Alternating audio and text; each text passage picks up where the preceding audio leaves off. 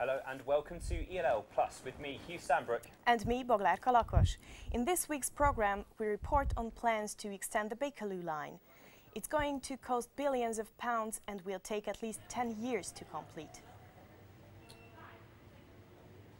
Also today, TfL have announced that children under 11 will get free travel on all London trains, but adult fares are going up. There's been a huge fire near Old Street roundabout in the heart of Tech City. As Londoners struggle to keep up with rising housing prices, we investigate the effects on residents in Lewisham. Goldsmiths College is amongst British universities offering scholarships to refugees to study in the UK. And a coffee shop gets a roasting for a very peculiar name.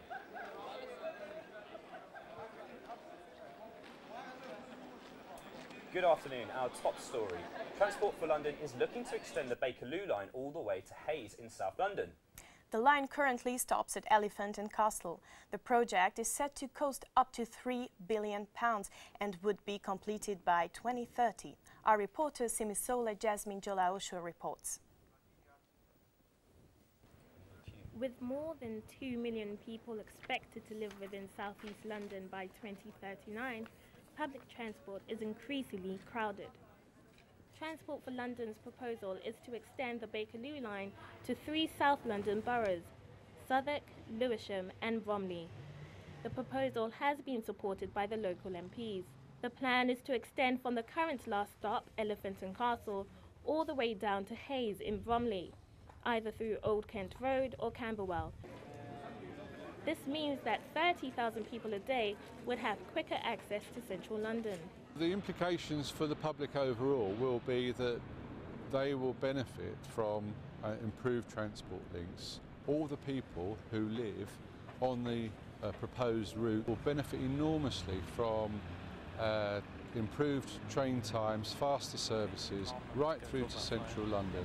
It will cut down journey times to Heathrow, to Paddington, to Oxford Street, to all the job areas. The cost of extending the line is currently estimated between £2 to £3 billion, with accusations that the extension will have a negative impact on the area.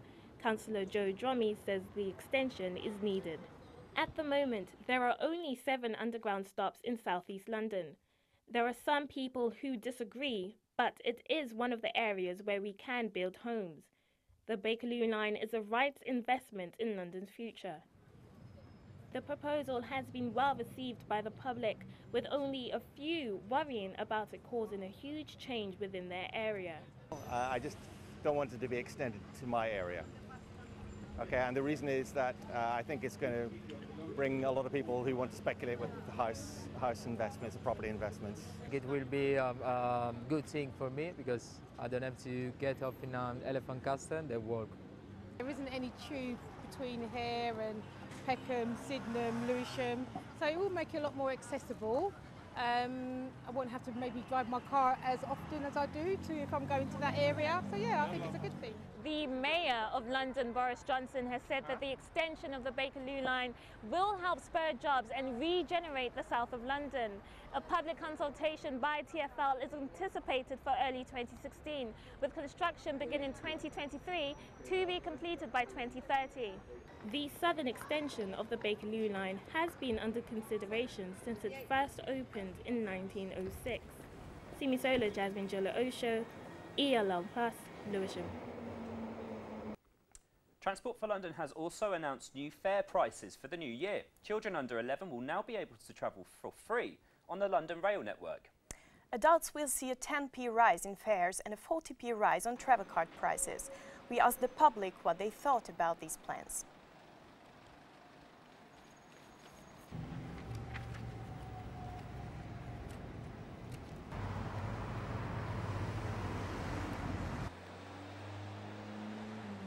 Well, I think there's absolutely no reason why prices should be raised at all. If anything, I think prices should be reduced on transport. Transport costs are extremely high at the moment. So it's a bit irrelevant for people who don't have children that are under the age of 11. Yeah, I think it's a really good thing. I don't think children should have to pay for transport. Yes, it's good for children not to pay transport. I guess it's an advantage for people who might not be able to afford transport for the whole family. We've actually just got some breaking news in. Plans to freeze London bus and tube fares in 2016 have been announced by the Mayor of London, Boris Johnson. There's been a fire in a large building close to Old Street roundabout in Shoreditch. Our correspondent, Tom Bateman, joins us now in the studio. So, Tom, what happened, basically? Well, around 8:45 a.m, a fire was reported in a large building near Old Street roundabout that was formerly occupied by Royal Mail. 8 fire engines and 58 firefighters were called to the scene, and it was under control by about 10:45. And how serious was this fire?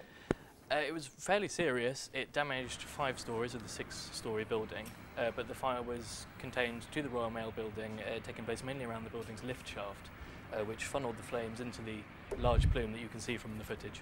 Thank you very much, Tom. The amount of new cases of tuberculosis in London has doubled since the 1980s. That's according to a new report by the London Assembly Health Committee, which has even named London as the TB capital of Western Europe. Jasmine reports. Tuberculosis is a disease that's coming back from the dead. The London Assembly is trying to find out why and how it can be stopped. Treating TB in London is a postcode lottery, with only 24 out of 32 boroughs vaccinating babies against the disease. Most at risk are those with weaker immune systems, like children, the elderly, drug users, and the homeless. We've taken our eye off the ball, that we stopped screening.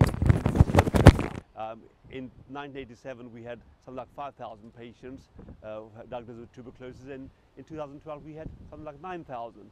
So we stopped mass screening. Hackney has been an exemplar borough in London. They've set up treatment hostels where they offer accommodation for people who have been diagnosed with the condition, and give them a roof over their head, make sure they are no longer homeless, make sure that they get the treatment, make sure they comply with the treatment, and when they leave home, when they leave the hostel, that they're properly treated and have been given a good grounding. So I think that's a great example of what can be done, and we should do more of this right across London.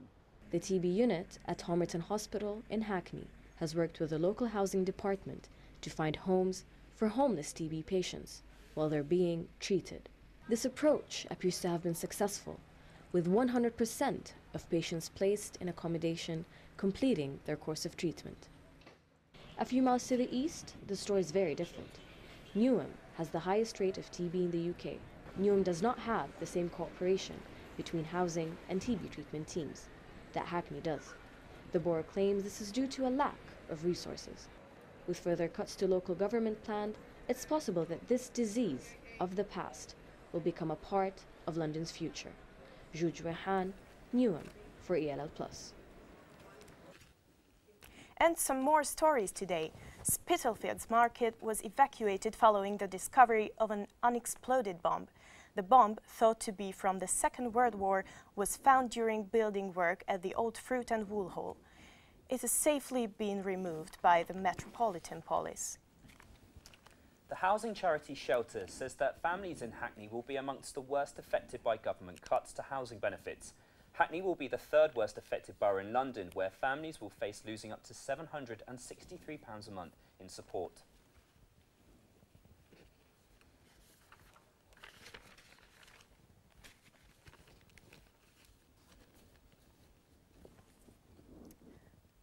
Property prices in London are at an all-time high, and with rising living costs, more and more people are struggling to make ends meet.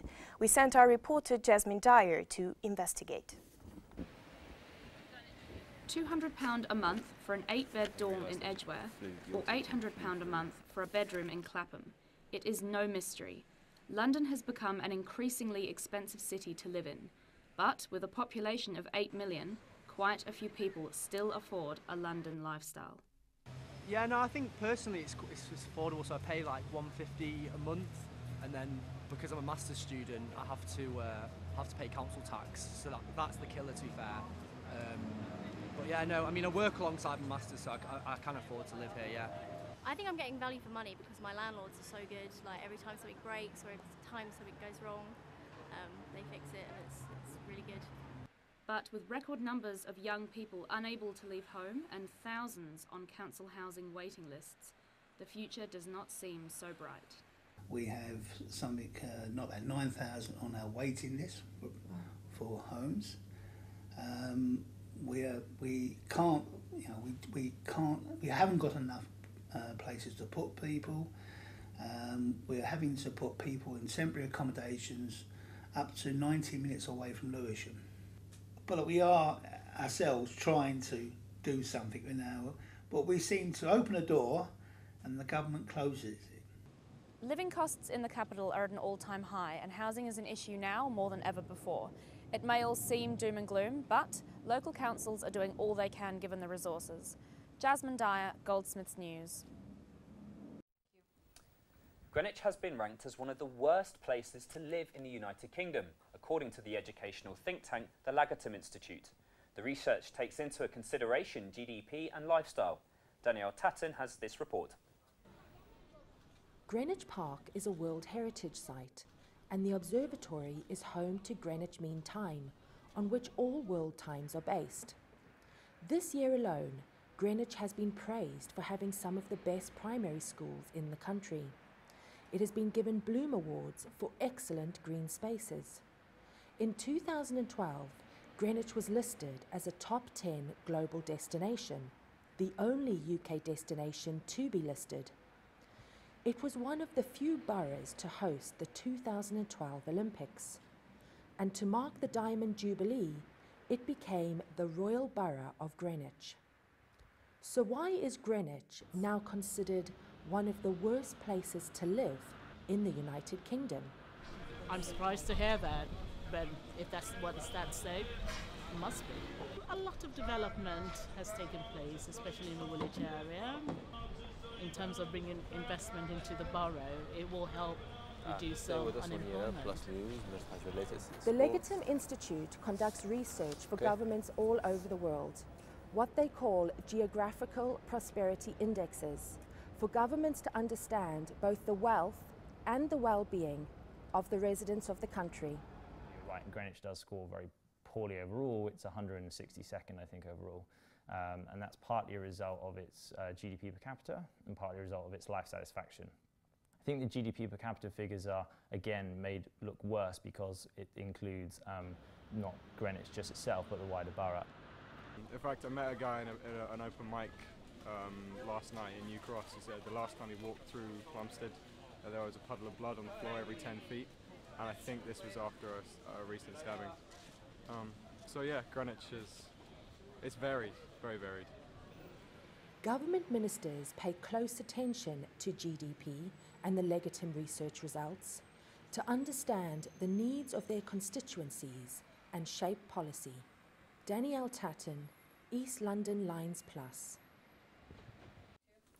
And now stay with us on ELL Plus News. Majd has the latest in sports. Yes, we will bring you the latest boxing and football updates. Welcome back to ELL Plus News. And now our top story today. Plans to extend the Bakerloo line to Hayes in South London may be completed by 2030. And coming up after the sport, a coffee shop gets into trouble for a very peculiar name. With the sports news. The three Lions cross swords in Spain tomorrow with Los Matadores, when Rooney's teammates will seek to confirm their perfect Euro qualifying run against the three-times European champions. James Milner will unfortunately miss the clash due to a hamstring injury. The game will take place tomorrow night at 7:45. West Ham United have signed the academy youngster Marcus Brown. The Hammers introduced the 17-year-old player at a press conference this morning. He joined the club at the age of 8, impressing with his performances this season in the under-21 first team, and is now the latest addition to the first team squad. And now in boxing, it's been announced that the two world title fights will take place at the O2 Arena on December the 12th. In 5 scheduled bouts, Anthony Joshua will defend his WBC international belt against Dillian Whyte. This may be the British and Commonwealth boxer's last fight on the British soil, following on from his victory against Gary Cornish last September. So that's all that I have for you today. Back to my colleagues Huw and Bogie. Thank you very much, Majd. You're welcome. So, chronic fatigue syndrome, known as CFS, is an illness that causes exhaustion all the time. The disease, which affects over 250,000 people in the UK, leaves patients shattered day in and day out, sometimes preventing them from carrying out the most basic activities like brushing their teeth. Ninka Mbai reports. You can't see it, you can't touch it, but CFS, or ME, as it may be known by some, is a hidden disease that squirmed its way through Britain. That's terrible because first, quite often, we have to spend a lot of time to recognize this disease.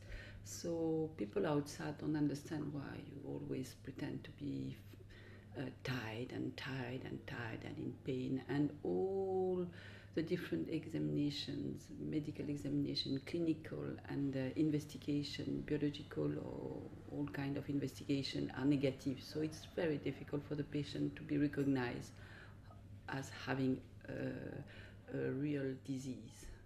The lack of awareness surrounding the disease and the clinical ignorance leads to disastrous consequences for those living with the condition. Many patients see their lives completely altered by the devastating consequences of the illness. I think a lot of people do think that people are malingering, but actually, no, I think it's rubbish. I think it's a real thing. People don't consider most things what present invisibly as real illnesses because of the way we treat disability in general in this society. There is a lot of prejudice and discrimination against it. So I think in general a lot of people, if they can't see that you're physically disabled, then they don't believe it's there, despite there being medical evidence to prove otherwise. To be honest, I haven't heard too much about it. I just know that they suffer from chronic tiredness or something like that. CFS is an illness which affects thousands of people across the UK. Now, there are two main issues with this illness. The first one being that it is generally by the main public and by the medical body not recognised as a serious illness. Therefore, not many things are being done in order to help those people that are affected by it. The second one is the diagnosis is not made by many people, so a lot of people are living life with this chronic illness and not having any medical help to help them with it. The migrant crisis has sparked many to act to help those fleeing countries such as Iraq, Eritrea and Syria. British universities are doing their bit to help many resettle. Goldsmiths University of London are awarding 3 undergraduate and 3 postgraduate scholarships to refugees. Amanda Alexander finds out more. In response to the ongoing displacement crisis affecting worldwide asylum seekers and refugees, Goldsmiths University of London will award educational scholarships and maintenance grants worth £140,000 to 6 students caught in the current situation. The awards will be issued to 3 undergraduate and 3 postgraduate full-time students in 2016. So this is something that we're considering the detail of at the moment, as are the other higher education institutions in the sector in the UK and abroad. We're working on that alongside the Students' Union, thinking about the nature of the documents that people will have, may have, certainly won't have, and how we can authenticate the consistency of those and the accuracy. Goldsmiths will advertise these scholarships in print and online media and will contact charities through the Student Union. We asked the public what they thought of Goldsmiths' response. Education should be a right, and it shouldn't be a matter if you're a refugee or not, but it is. So for refugees it's harder to get education, and therefore it's necessary to help them. Refugees actually feed into the economy, like as you can tell from the shops. I think it's quite nice because it offers many possibilities to the people who just want to start their new life. Mother and father pay taxes, then you should be entitled to go to university, but taking people from you don't know who or what they're like and giving them free scholarships, that's nonsense. If you look at it another way, Britain is directly responsible for lots of evil going on this planet at the moment. And they should do something, but I think that the best thing they could do is to keep the people where they are, stop interfering in other people's business, keep the people where they are and give them a little bit of something to help them along. Goldsmiths is one of the many UK universities offering scholarships to asylum seekers and refugees. It is therefore hoped that their contribution will positively impact the students and their families in the future. Amanda Rooney, ELL Plus, New Cross. One of the shops owned by the Brick Lane Coffee Company have attracted controversy by changing its name to include a certain four-letter swear word. Some local people say it's up to the shop, which is located in Bermondsey, to decide on its own name. Our reporter Joy Yoon Kim went down. London is a place famous for freedom of expression, especially in southeast London, which is known for its most creative and enterprising businesses. However, a coffee shop in Southwark actually got into hot water because of its sign. It doesn't offend me, we look at this sign every day. But I see everyone every day walking past, taking photographs of it, and people laugh. I think that it's really ridiculous that the landlord asked them to change the name because it's related to freedom of speech, and I don't think that they need to change it. I don't think that people passing by this street thought that it's offensive. First time here, but the coffee is great. And but I just think, you know, spelling out certain swear words or offensive words might not be the greatest thing to do in the UK. The coffee shop has aroused heated debates on the internet and was forced to remove its offensive sign after receiving a trademark refusal letter from the Intellectual Property Office. The owner did not want to talk about it when we visited, but now even the local councillor is involved. There was one complaint to the local police team, and they referred that to their lawyers to find out what the police lawyers thought about. And they basically thought, look, you know, got it, no real law's been broken as such. It's a conscious decision to decide to be offended. So, you know, what we've got to try and do is get the feel of the public about it and try and find some middle ground. But it's not a black and white thing, it's very much a grey area, and everybody will have their own opinion. As London becomes ever more as an international city, freedom of expression is more important than in years gone by. Whether you feel offended or not, people can still have their cup of coffee in London. June Kim, ELL Plus, South London. And now, Amanda Alexander brings us the weather. Hello. As we go through the afternoon, it will be cloudy and dry, with temperatures not dropping below 14 Celsius. As we head through this evening, it will be dry and mild, with temperatures dropping slightly overnight. Overnight temperatures will drop to 13 Celsius, with the possibility of showers and winds becoming stronger at 14 miles per hour. This is good news for us in the southeast, but not very good news for those in Scotland. The Met Office has issued a weather warning attached to Storm Abigail in Scotland. This has been upgraded from yellow to amber, with winds gusts at 90 miles per hour. Forecasters said large waves could affect coastal areas, so anyone travelling north of the borders today, please be careful. Friday will be windy with heavy showers and feeling noticeably cooler than Thursday. Amanda, what's Storm Abigail? Why have we started naming storms? Well, the Met Office has decided to attach names to storms using the letters of the alphabet. But this is nothing new, Huw. In the Caribbean, they attach names to hurricanes using the same method. So we're going to start having storms named after us, sorry. We could do. Watch this space. Watch this space. Thank you very much. So thanks, it was ELL Plus, and thanks for watching. Thank you.